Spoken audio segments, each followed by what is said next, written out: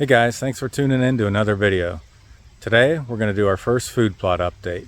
It's August 18th and we're going to take a look and see what's going on about 3 weeks after planting. Now I brought some seed along. It's raining right now, but I'm planning on checking out the plot, seeing if there's areas that need maybe a little bit overseeded and some bare spots, things like that. And basically I'm just here to evaluate how things went. You can see my mock scrape there in the background, and also have a water hole. Have a video on that if you haven't seen it yet. Check it out. Dug that with the front bucket of my tractor and it's full to the brim. So let's go check out the plot. Okay, you're seeing it as I'm seeing it. This is the first glance. Don't know if you can see it from the camera's perspective or not, but you can see the two distinct halves with your naked eye. The half closest to us is the blend side, and the Brassica blend is the blend on the far end. We'll see if I can zoom in a little bit. There you can maybe see it a little bit better. And we'll go over there and check it out in person. My screen, it's nice and tall, the whole perimeter. Right now we're at about 7 to 8 feet on average, I would say.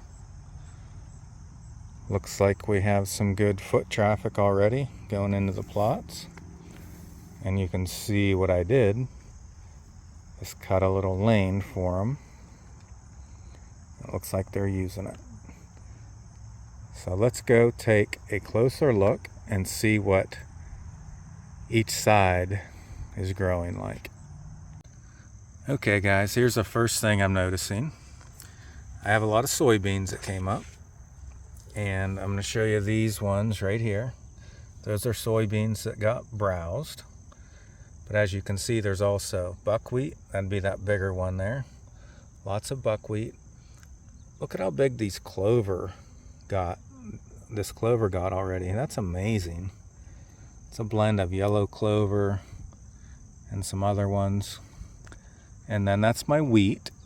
You'll kind of see it. If you get the right angle, it looks like it came up in rows because I dished it in. That's not wheat, I'm sorry, that's buck forage oats. So I got buck forage oats, lots of soybeans. Let's show you some other soybeans that didn't get browsed. Right here's a soybean. And when I walked in, I saw a bunch of beans over here. So those are all beans, and that's good. They haven't gotten eaten yet. But look at this clover for just 3 weeks. That is some good growth. Of course, we've had great rains. So that's the mixed side. A couple different blends of clover, the buck forage oats, buckwheat, and beans. It looks like it's coming in very, very nicely. Let's go check the brassica side. So if you remember last year, I had some very low spots. They were actually holding water when I did one of my updates. If you look at the video where I shot my buck in here, you can see there were actually brassicas underwater. And I tried to correct a lot of that with the rototiller and dragging some of it out. But you can see behind me, that's one of my wet spots. Now it's been raining all weekend and it's not holding water, so it definitely improved. In addition to that, my field tile is working even better because it's been in longer. But those low spots, I'll probably come back through, throw some clover on those. When they dry out, the clover should germinate pretty well. Let's go back, keep going down to the brassica side. Before we get there, I am just amazed at this clover. Look at that. Just beautiful. Clover, lots of buckwheat. Now the next thing that I'm going to do in here is I'm going to top dress this side with wheat. Or rye, I should say. I always say wheat when I mean rye, but all this side is going to get 50 pounds of winter rye. I was thinking about doing it today, but I'll probably wait maybe till next weekend. So that's about it. I mean, this is Very consistently planted, not a lot of gaps other than those wet spots. You can see there's a lot of browse on this buck forage oats. If you look like at that one, that's nipped off. There's some nipped off there. So they're in here already. They're eating these oats like crazy. I mean, there's tons of tracks in front of me. And just up here is the brassica side. If they're planted as consistently as my blend side, I would be thrilled. See a few spots right now that I could probably fill in a little bit. Low spots, but that's to be expected. So let's take a closer look. Well, there has to be a rainbow sun somewhere, because blue skies, but it's raining, but the sun's out. Right here is my halfway point. If you look out into here, you can see some of that Northwoods Whitetails plot screen, the HD screen. I planted that this way to give it some height. That way if deer are out here, say a buck comes out here, he can't just glance across the field and look to see if there's a doe down there, just to break it up a little bit. I planted it late on purpose so it won't get as tall. So I think that's going to work out well. Here are some lighter spots. I don't know if I just missed it or if it got a little wet. And then you're going to see some of these brassicas. Looks great, right? Well, it's actually too thick. You don't want your brassicas that thick. Being that thick, they're not going to produce the bulb size that you want. I'm not sure. I wasn't keeping perfect track. I thought I was doing pretty good, but probably like something like that is how you want it. But a lot of this is too thick, especially over here. Seems to be like in certain places too thick, but they're growing great for 3 weeks. Let's get down here.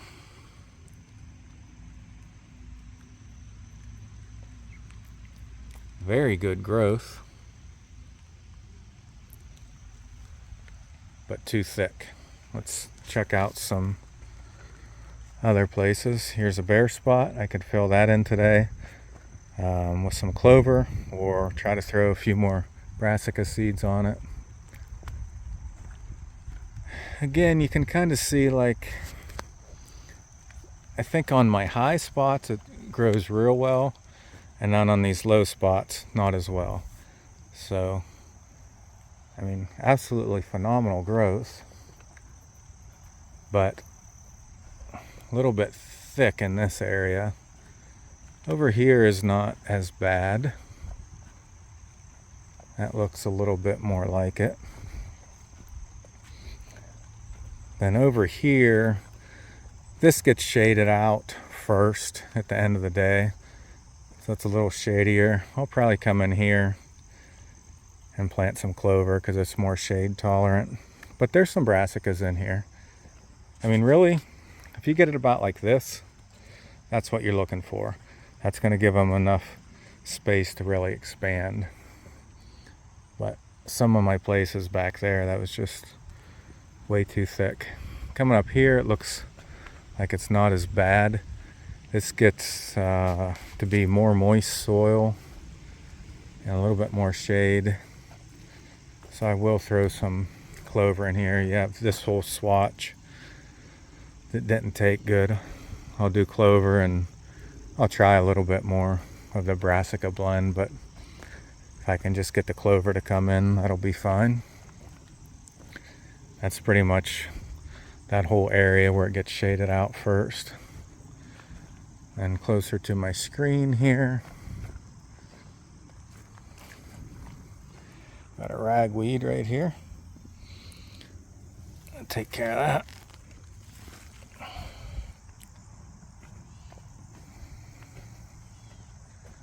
All the way down to the end, it looks pretty good. Actually looks real good down here as far as spacing. Give you a closer look at the screen. Right here it's about 6.5 to 8 feet tall. Good spacing.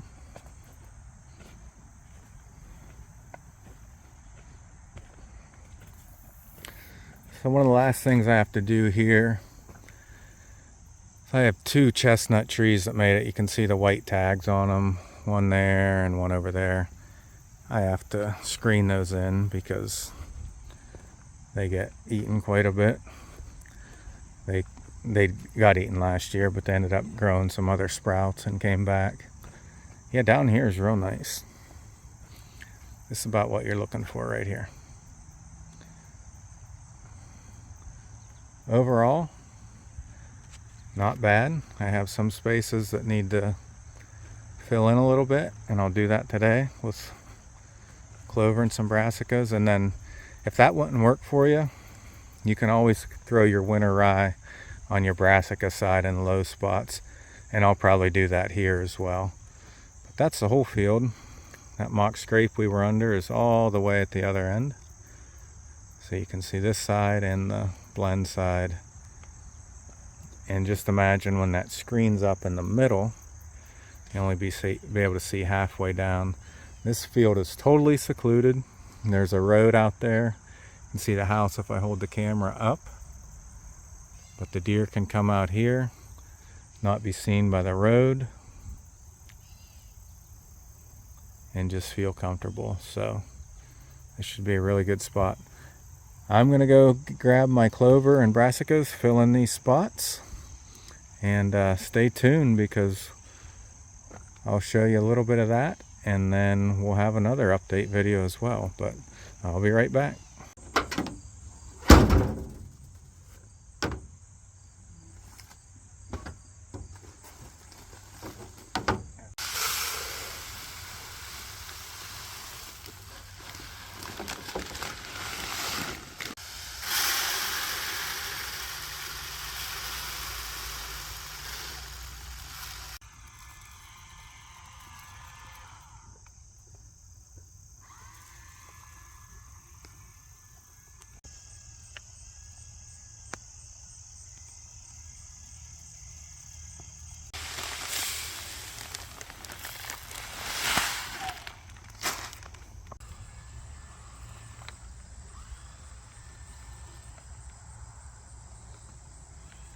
Okay guys, I just finished up. This is my little 1/4 acre plot in the corner. If you watched my first video, I put some yellow clover in all the bare spots, and also put a little bit more of my brassica blend in there.